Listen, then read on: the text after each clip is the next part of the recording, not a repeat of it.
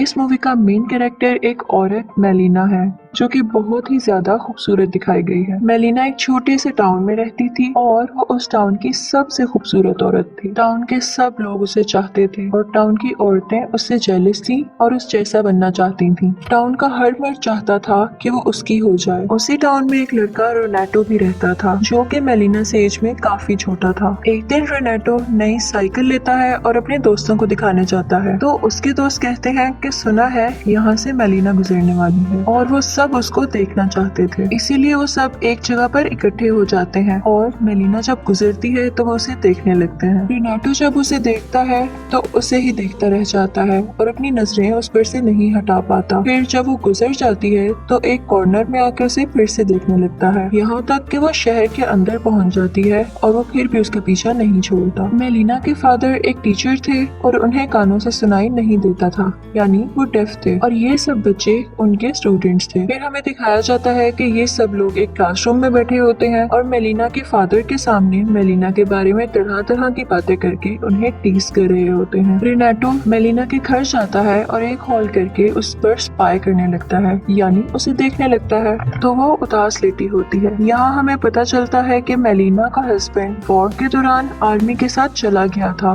और अब तक वापस नहीं आया। और फिर दूसरी तरफ हमें रेनाटो के कुछ दोस्त दिखाए जाते हैं जो कि मेलिना के बारे में तरह तरह की बातें बना रहे थे कि एक बार उसने मुझसे सिगरेट मंगवाया था और टाउन के बाकी लोग भी कहते थे कि मेलिना एक अच्छी औरत नहीं है। इस मूवी में ये बताने की कोशिश की गई है कि सोसाइटी अकेली औरत के बारे में क्या सोचती है और उसके बारे में क्या बातें करती है। दूसरी तरफ हमें दिखाया जाता है कि रेनाटो मेलिना को बहुत पसंद करने लगा था। लोगों की बातें सुन सुनकर कि वो अच्छी औरत नहीं है और हर किसी से खुलकर बात करती है, रेनाटो भी उसे इमेजिन करने लगा था और अपने साथ उसे सोचने लगा था। वो था तो एक टीनेजर लेकिन रहना बड़ों की तरह चाहता था और इसीलिए उसने अपने फादर की पैंट कटवाकर खुद पहन ली क्योंकि अब वो शॉर्ट्स में शर्माया करता था। इस बात को लेकर उसके फादर उस पर बहुत गुस्सा हुए और कई बार उसे मार भी पड़ी, लेकिन रोनाटो फिर भी बाज न आया और उसने दिन रात बड़े लड़कों की तरह मेलिना का पीछा करना शुरू कर दिया। वो एक हॉल से उसके घर में देखा करता था और मेलिना को इस बात का बिल्कुल पता नहीं था कि कोई उस पर नजर रखे हुए है। फिर अचानक एक दिन मेलिना को खबर मिलती है कि उसका शौहर वॉर में मारा गया है, जिसको सुनकर वो बहुत परेशान हो जाती है और लेटकर रोने लगती है। और यहाँ पर हमें पता चलता है कि उसे अपने शौहर से वाकई बहुत मोहब्बत थी और अब जब उसे पता चला कि उसका शौहर इस दुनिया में नहीं रहा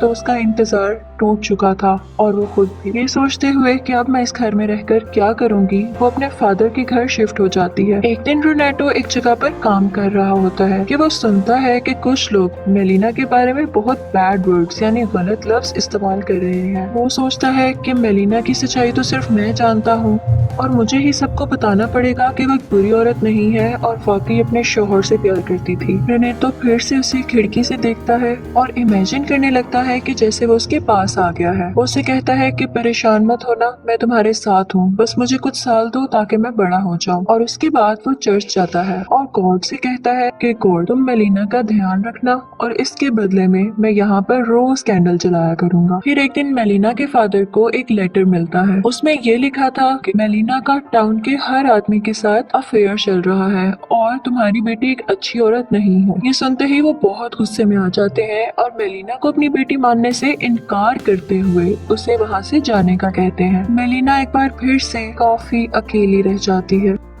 रेनाटो को जब इस बात का पता चलता है कि मेलिना फिर से अकेली रहने लगी है तो वो फिर से रोज आकर उसे देखने लगता है और एक रात जब वो मेलिना के घर जाता है तो हॉल से देखता है कि उसके घर में पुलिस ऑफिसर है और कुछ ऐसा लग रहा था जैसे उन दोनों का वाकई में कोई अफेयर चल रहा है। रेनाटो को ये देखकर बहुत बुरा लगता है कि मैंने तो इसे अच्छी औरत समझा था और मैं तो दूसरों को भी बताने वाला था कि ये अच्छी औरत है। उससे अपनी आंखों पर यकीन नहीं हो रहा था। फिर वो पुलिस ऑफिसर उसके घर से बाहर आता है और रेनाटो एक कॉर्नर में छुप जाता है। पुलिस ऑफिसर जब बाहर आता है तो उसे एक डॉक्टर मिलता है और वो कहता है कि मेलिना तो मेरी फियांसी है, तो तुम अंदर क्या कर रहे थे। इस बात को लेकर वो दोनों बहुत लड़ते हैं और पुलिस भी फौरन वहाँ पर आ जाती है। अब इसके बाद टाउन में ये बात पूरी तरह फैलने लगी थी कि मेलिना का एक शादीशुदा आदमी के साथ अफेयर है और इसके लिए उसे जेल भी हो सकती है। मेलिना काफी परेशान हो जाती है और फिर वो एक लॉयर के पास जाती है कि मेरी मदद की जाए। मेलिना का लॉयर केस जीत जाता है और ये पता चल जाता है कि डॉक्टर झूठ बोल रहा था। केस जीत जाने के बाद वही लॉयर मेलिना से जबरदस्ती करने की कोशिश करता है। मेलिना उसे बहुत रोकती है लेकिन कुछ नहीं कर पाती। रेनाटो ये सब होते हुए देख लेता है और वो बहुत ज्यादा परेशान हो जाता है। फिर हमें दिखाया जाता है कि मेलिना के फादर एक सफर पर गए हुए थे और उनका प्लेन क्रैश हो जाता है। मेलिना को जब ये पता चलता है तो वो बहुत दुखी होती है क्योंकि अब उसके पास कोई नहीं रहा था जो उसकी फेवर में बात कर सके, बोल सके। मेलिना को अपने हस्बैंड की वजह से जो पेंशन आती थी वो भी अब बंद हो चुकी थी क्योंकि ये प्रूफ हो चुका था कि उसके हस्बैंड की अब डेथ हो चुकी है और अब मेलिना के पास पैसे खत्म होने लगे थे।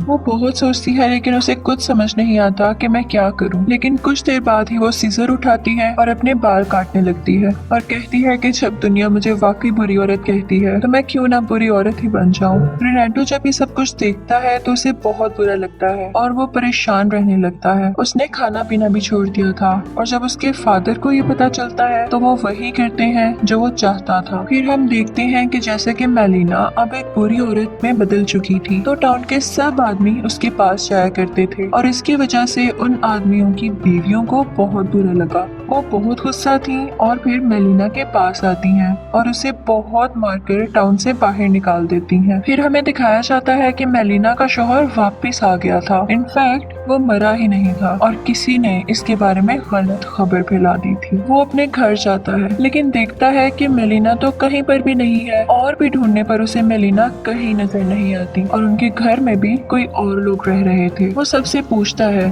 तो सब उसे बताते हैं तुम्हारी बीवी तो एक बुरी औरत बन चुकी है और अब वो यहाँ नहीं रहती। जब वो इस बात का पता करने अपने दोस्तों के पास जाता है तो उसके दोस्त भी उसका साथ नहीं देते और उसके काफी इंसल्ट करते हैं कि कैसे मर्द हो तुम, और उसे थप्पड़ मारकर गिरा देते हैं। रेनाटो को ये सब देखकर बहुत बुरा लगता है और वो सोचता है कि अब वक्त आ गया है कि मैं इन सबको बताऊं कि मेलिना कैसी औरत है और वो बुरी औरत क्यों बनी।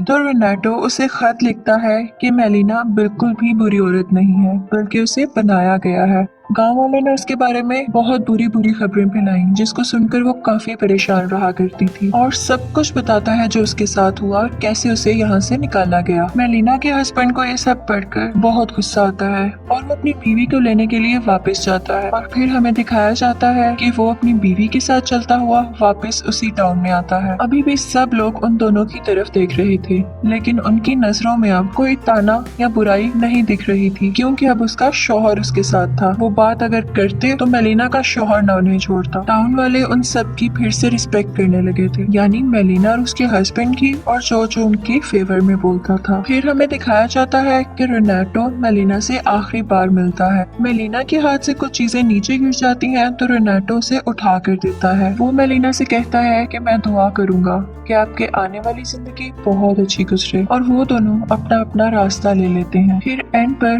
रेनाटो हमें खुद से बात करता हुआ दिखाया जाता है। वो कहता है कि वक्त गुजर गया और मेरा बहुत सी औरतों पर दिल लाया, मैंने उन्हें पसंद किया। वो मुझसे पूछती थी कि क्या मैं उन्हें याद रखूंगा, तो मैंने हाँ कह दिया, लेकिन वो एक थी जिसे मैं आज तक नहीं भूला, न भूल सकूंगा, और वो थी मेलिना। और इसी के साथ मूवी एंड हो जाती है। इनफैक्ट इस मूवी में हमें सोसाइटी के बारे में बताया गया है कि अगर किसी जगह पर एक अकेली औरत रहती है तो सोसाइटी उसके बारे में तरह तरह की बातें बनाती है। वो ये नहीं सोचती कि उसके दिल पर क्या गुजरेगी और उसकी जिंदगी में क्या चल रहा है। किसी को इतनी बातें मत करो कि वो बुरा बनने पर मजबूर हो जाए। Thank you for watching.